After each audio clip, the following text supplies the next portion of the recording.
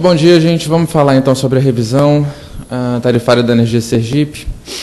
Eu vou comentar alguns conceitos rapidamente, que já foram falados no vídeo, mas é importante para a gente entender melhor os números que vão ser descritos hoje aí para vocês. Bom, inicialmente, o que é uma revisão tarifária? A distribuidora ela é uma empresa que presta um determinado serviço. E para a adequada prestação desse serviço, ela deve ter uma receita. Essa receita ela é auferida por meio de tarifa que é estabelecida pela ANEEL. E é no momento da revisão tarifária que a ANEEL vê se essa tarifa é suficiente ou não para que essa empresa, no caso a distribuidora, preste o seu serviço. Se for suficiente, tudo mantém-se como está.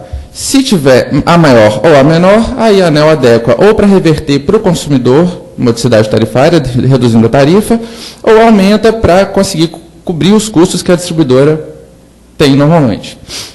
Bom, a receita, ela tem duas parcelas, na verdade. Ela é feita de parcela A e parcela B, e tem uma parte financeira que eu vou comentar adiante. Então, primeiramente, a parcela A, elas são os custos não gerenciáveis da empresa, que são compra de energia, transporte e encargo setorial.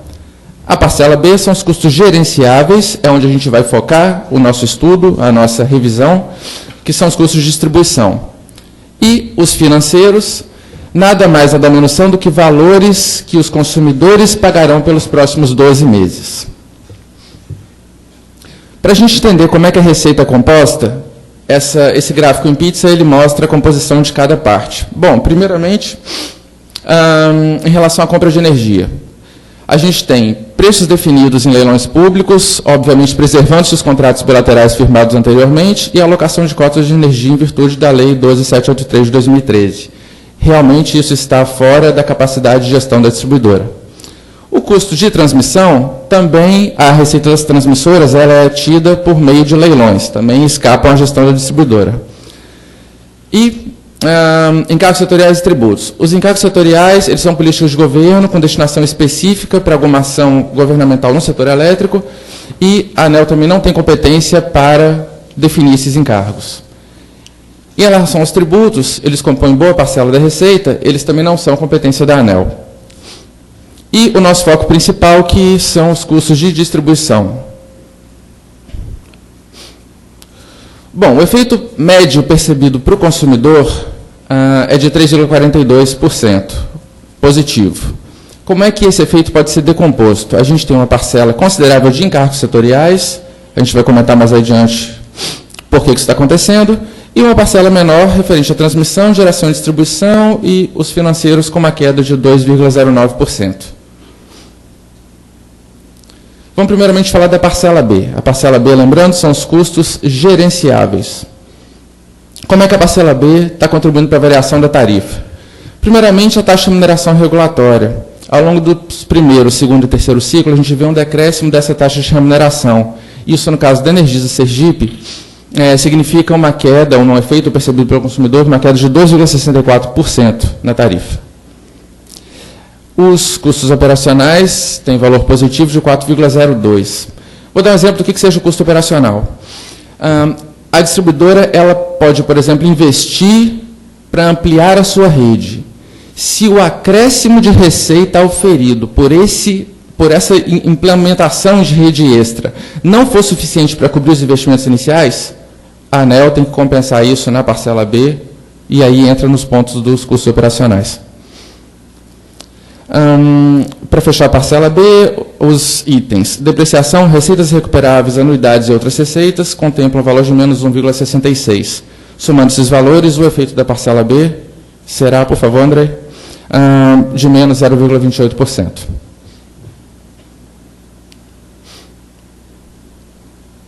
Perfeito. Bom, a metodologia do terceiro ciclo determina também o seguinte, que o benefício fiscal para as concessionárias que atuam na área Sudan e Sudene seja revertido em prol da modicidade tarifária. A associação que representa as distribuidoras, ela entrou com uma ação e a Justiça Federal concedeu uma liminar impedindo que a ANEEL revertesse para a modicidade tarifária esse benefício fiscal. O que eu estou dizendo? Qual é o efeito prático do que eu estou falando para vocês? Por favor, Andrei. A gente percebe ali, ficou escuro, a gente tem um efeito atual, que eu estou comentando com vocês, de 3,42%. Caso não existisse essa liminar judicial e a ANEEL pudesse reverter em prol da modicidade tarifária o benefício fiscal que eu acabei de comentar, o consumidor, o efeito médio geral, seria menor no valor de 2,29%. Vamos partir para a parcela A, que são os custos não gerenciáveis pela distribuidora. Como é que a parcela A está contribuindo para o aumento da tarifa? Bom, a compra de energia está negativa, valor de 0,2. A gente percebe que a compra de energia é composta por aqueles itens, né, ali à direita, e a gente vê o comportamento na revisão extraordinária, agora que aconteceu em janeiro, e o proposto nessa audiência pública para a revisão de 2013. Os encargos setoriais é que são os maiores responsáveis pelo aumento na parcela A, em especial o ESS. O que é isso? O encargo de serviço de sistema, ESS, por segurança energética, a previsão desse encargo ela está alta, pois os reservatórios estão baixos do Sistema Interligado Nacional. Com isso gera uma expectativa do ONS, Operador Nacional de Sistema, de necessidade de geração termoelétrica fora da ordem de mérito para o ano 2013. O que isso significa? Falando em palavras bem simples, reservatório baixo, a gente precisa gerar energia térmica, que é muito mais cara, e todo mundo paga a conta por isso. Resultado da parcela A, positivo em 5,8%. Os componentes financeiros eu comentei com vocês, são os valores que os consumidores pagarão pelo período de 12 meses, a partir do aniversário da distribuidora. E eles compõem o valor de 14,6 milhões de reais, sendo o maior impacto os subsídios presentes nas tarifas, o valor de 10,4 milhões. Fazendo a conta, a gente chega ao efeito médio consumidor, já comentado anteriormente. Por favor, Andrei. Bom, estrutura tarifária. Eu comentei do efeito médio para o consumidor, só que esse efeito é percebido de forma diferente dependendo do nível de tensão que esse consumidor é atendido. Por que acontece isso? Porque a estrutura tarifária, ela aloca de forma diferente os custos da distribuidora para os diferentes níveis de tensão. Então, a gente percebe que, para essa revisão específica, o grupo de baixa tensão, que são B1, B2, B3 e B4, atendidos em tensão inferior a 2,3 kV ou 2.300 volts, tem um efeito médio maior do que o de alta tensão. No caso, o grupo A3 e A4. A1, A3 e A4, por favor. Aí só para mostrar para vocês o comportamento a evolução da tarifa residencial B1 em comparação com os principais índices de GPM e IPCA. O tracejado vai ser a tarifa residencial. Então, quando a gente repara ali, eu foquei uma parte específica, a partir de 2005, a gente vê que em boa parte dos anos, né, com o andamento, a gente teve um aumento da tarifa residencial inferior aos índices de inflação. Em específico, 2 cumes negativos ali, um em 2008, que foi a revisão anterior, e outro na revisão extraordinária agora de janeiro. Bom, em relação para comentar, não vou entrar em detalhes, mas é importante comentar, em relação ao fator X. A parcela B, ela é reajustada por IGPM menos fator X. Esse fator X calculado nessa revisão, até o momento, porque esses valores são provisórios, é 2,22%. Vamos para os indicadores de continuidade. Bom, eu como consumidor, qual é a percepção, como é que eu percebo a qualidade do serviço prestado? Bom, para mim, consumidor, a qualidade no serviço prestado de energia elétrica é que ela seja ininterrupta, quer dizer, que não acabe a luz, e, eventualmente, acabando, que seja, pelo menor tempo possível, o menor número de vezes possível.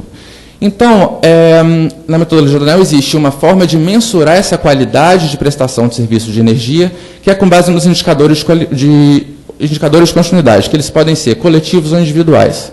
Os indicadores coletivos são o DEC e o FEC. DEC é a duração dessas interrupções e o FEC é a frequência com que elas acontecem, isso é, o número de vezes com que elas acontecem. Por favor. Os individuais. Os individuais são DIC, FIC e DEMIC.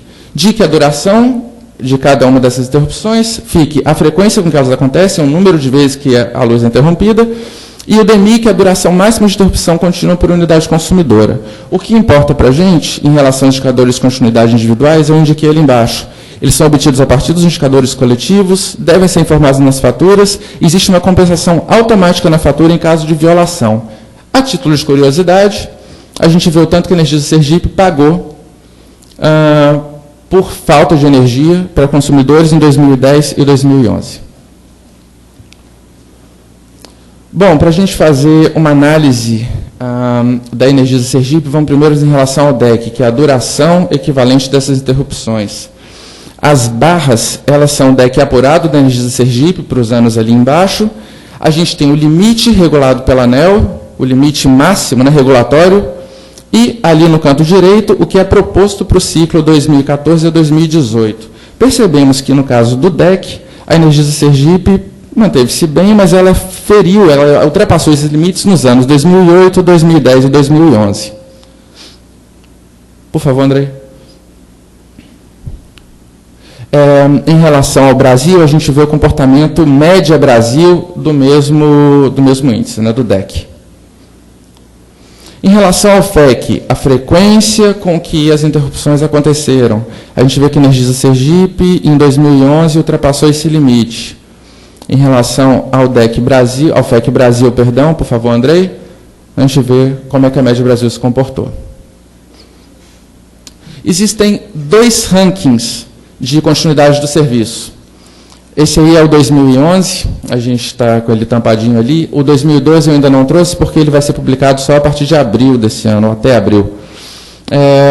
Bom, existem 2 grupos de distribuidoras, as de grande e as de maior e de menor porte. A Energisa Sergipe está no primeiro grupo de maior porte. E a gente vê que ela está em 29º lugar no ranking de continuidade. Isso chama a atenção que esses limites devem ser observados, né? Porque eles que mensuram a qualidade do serviço prestado e a forma como o consumidor vê isso. Eu queria agradecer a presença de vocês e lembrar que o período de contribuição para a audiência pública é até hoje, as instruções estão no site da ANEEL, e lembrar para vocês que esses valores, eles são provisórios ainda, porque a gente vai analisar as contribuições trazidas de vocês e, quando pertinentes, quando couberem, elas serão incorporadas aos nossos cálculos. Eu agradeço.